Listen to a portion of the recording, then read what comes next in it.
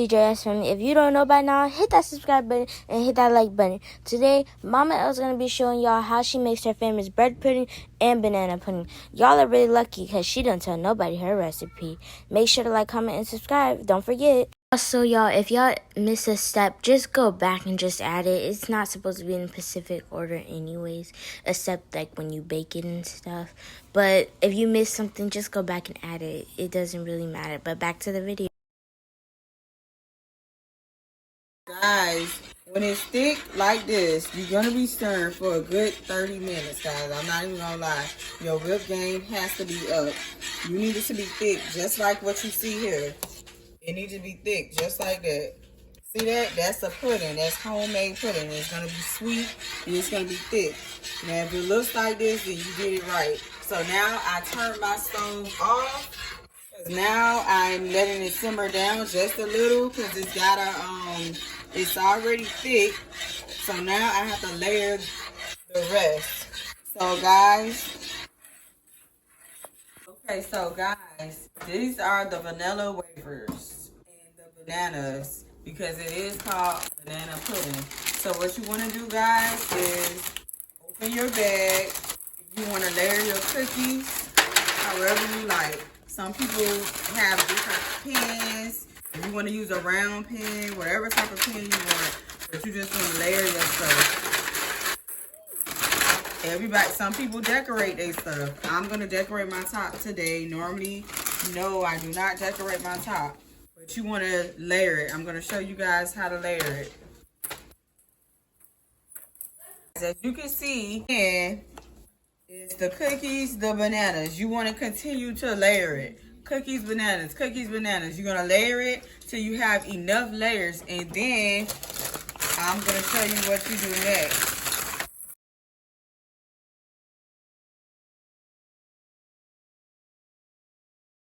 Art is optional. Mama L So just guys, wants to do this. You guys can do this if you want, but this is safe for later. My kids do not like a lot of bananas, so I try to put more cookies and less bananas, and I save just a little in the bag to decorate the top. You don't have to, just my preference. Now you're gonna pour over the cookies.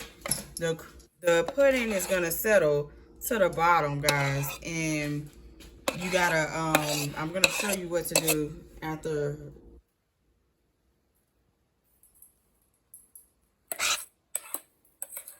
So we're back, and right now I'm doing the bread pudding. So if you're gonna make a big thing of bread pudding, you could use the whole loaf. Me, I'm only using half of a loaf. Using something so big, you already got enough sugar, so I want to minimize everything.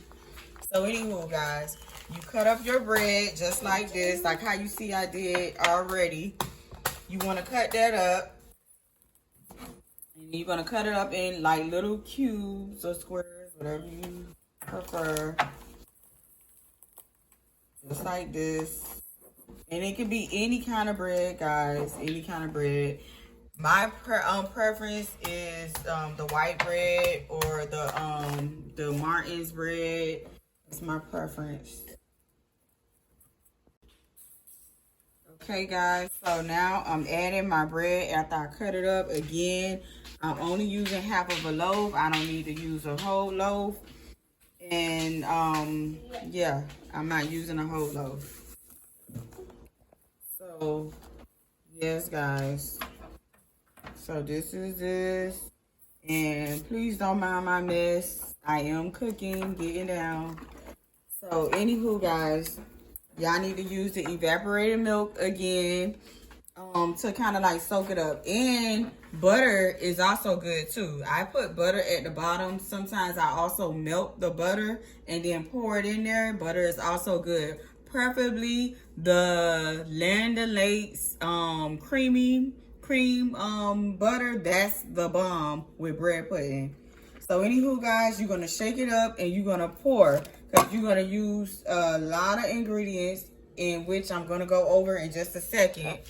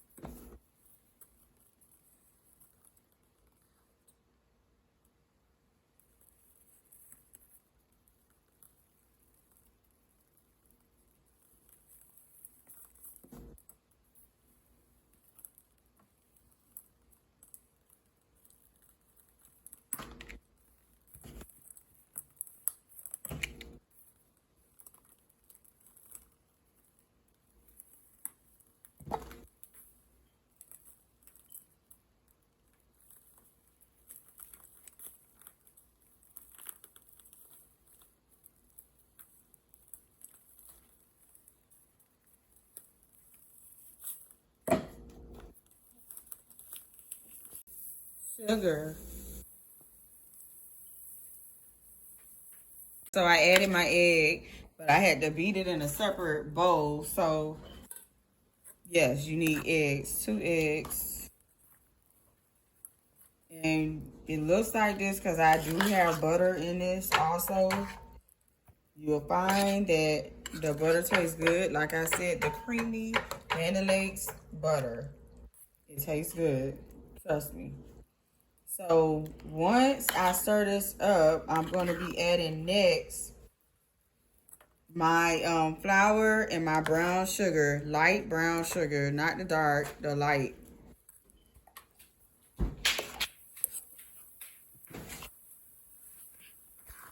What you see now is the flour. I added flour and light brown sugar.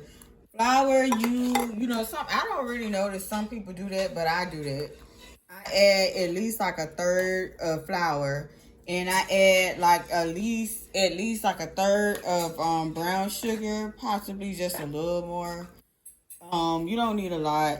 The brown sugar is to give it that brown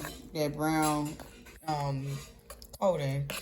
So this is it. This is all my ingredients. So again, guys, once again, I use butter, I use flour, light brown sugar, regular sugar. You need about, with the regular sugar, I would say about maybe 3/4 of that, or whatever you prefer. Some people don't like it so sweet. Some people do. You need vanilla flavor. You need at least like a quarter of that. You need nutmeg. You need at least like a teaspoon or a quarter of that. You need allspice, teaspoon or a quarter of that. Cinnamon, teaspoon or a quarter of that. You need 2, depends on what size pan you're making, guys. You will know if you need to add more evaporated milk. Just shake. Here I use 2.5 things of evaporated milk. And you can use any kind of bread. Any kind of bread. My preference is the Martin's bread, the white bread. I like to use that. Okay, guys. And what I normally do, if I had like a big pan and stuff like that, I normally sit it in the fridge for a few minutes to let all the flavors and all the ingredients settle in together. But today I'm going to be doing a little bit different because I'm so anxious to hurry up and clean. So I'm going to be doing it a little bit different. So I'm just going to stick it in the oven. You got to wait. It's just like you're baking anything else. Just wait for a few minutes. You'll know when it gets hard. Stick your butter knife in it. It'll tell you when it's ready. You'll know when it's ready. So once again, that is bread pudding. This is how it looks. Guys, it's so mushy. Yes, it looks kind of yucky, but it's really good. It's a good, easy recipe if you have children. You know, they like stuff like this. So, yes, this is an easy recipe. I learned this from many grandmothers. What can you say? Yeah, grandmothers. Watching them in the kitchen. I grew up as a child loving this. This was one of my favorite dishes.